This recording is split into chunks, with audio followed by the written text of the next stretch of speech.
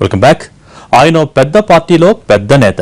వెంట జనం లేకపోయినా సీనియారిటీతో పెద్దల దగ్గర ఉన్న పలుకుబడితో సీనియర్ లీడర్గా నెట్టుకొస్తుంటారు. పార్టీకి ఆయన చేసిన సేవల కంటే ఆయన నోటికే ఎక్కువ మంది భయపడుతూ ఉంటారు. అలాంటి నేత చేసిన ఓ పని నేతలకు చిర్రెత్తించింది.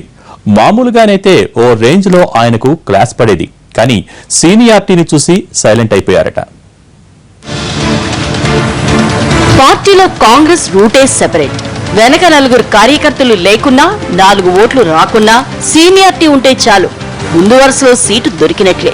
ఇక అధిష్టానం దగ్గర పలుకుబడి ఉంది అంటే అటువంటి వారి హడావిడి చెప్పాల్సిన అవసరమే లేదు. వి హనుమంతరావు సరిగ్గా ఇదే కోవలోకి వస్తారు. పుట్టినప్పటి నుంచి కాంగ్రెస్ లో ఉన్న హనుమంతరావు మొన్నటి ఎన్నికల్లో అమర్పేట నుంచి అసెంబ్లీకి పోటీ చేసి డిపాజిట్ కూడా దక్కించుకోలేకపోయారు.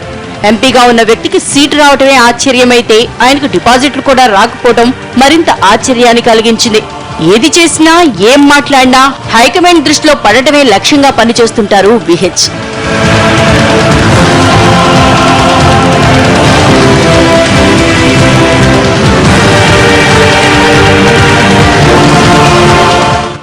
బీజేపీ సీఎంలు వసుంధరా రాజే, శివరాజ్ సింగ్ చౌహాన్, కేంద్ర మంత్రి సుష్మా స్వరాజ్లపై వచ్చిన ఆరోపణల నేపథ్యంలో వారిని బర్తరఫ్ చేయాలని కాంగ్రెస్ డిమాండ్ చేస్తోంది.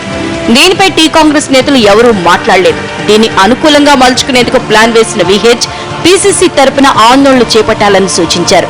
విహెచ్ చెప్పింది చేయకుంటే ఢిల్లీ వెళ్లి ఏం చెబుతారో ఏమోనని భయపడిన నేతలు విహెచ్ సూచనలపై చర్చించేందుకు ప్రత్యేకంగా సమన్వయ కమిటీ సమావేశం ఏర్పాటు చేశారు.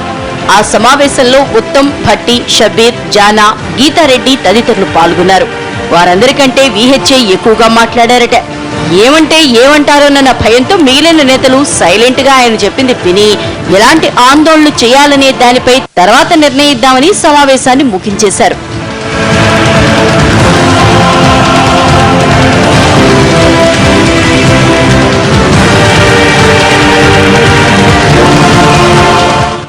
రెండు రోజులైనా తన సూచనలపై ఎలాంటి నిర్ణయం రాకపోవడంతో కుతకుతలాడిన విహెచ్ పీసీసీ ముఖ్య నేతలందరికీ ఫోన్ చేసి బీజేపీ నేతలకు వ్యతిరేకంగా ఆందోళనకు ప్లాన్ చేశాను, మీరందరూ రండి అని చెప్పారు.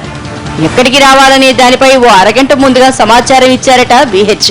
ఈ విషయాన్ని మీడియాకు కూడా చెప్పలేదాయన. శుక్రవారం ఉదయం నేతలందరికీ ఫోన్లు చేసి ఎల్బీ నగర్ చౌరస్తాకు రావాలని చెప్పడంతో PCC chief Uttam, working president Bhatti, మండలి ప్రతిపక్ష నేత షబ్బీర్ అలీ తదితరులంతా అక్కడికి చేరుకున్నారు.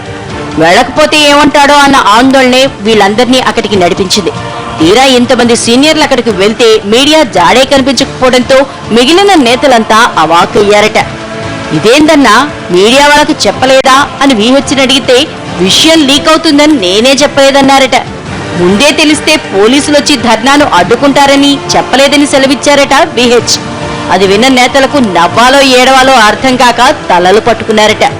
ఇంతా చేసేది మీడియాలో పడేందుకు, జనానికి దగ్గరయ్యేందుకే. అది లేకుండా ఈ ధర్నాలు, రాస్తారోకులు ఎందుకని రుసరుసలాడారట. అది కూడా విహెచ్ వెనకే. కొద్దిసేపటికి లోకల్ మీడియా ప్రతినిధులు వచ్చినా ధర్నాకు అంతగా కవరేజ్ రాకపోవడంతో నేతలంతా విహెచ్ ని లోపల తిట్టుకున్నారట.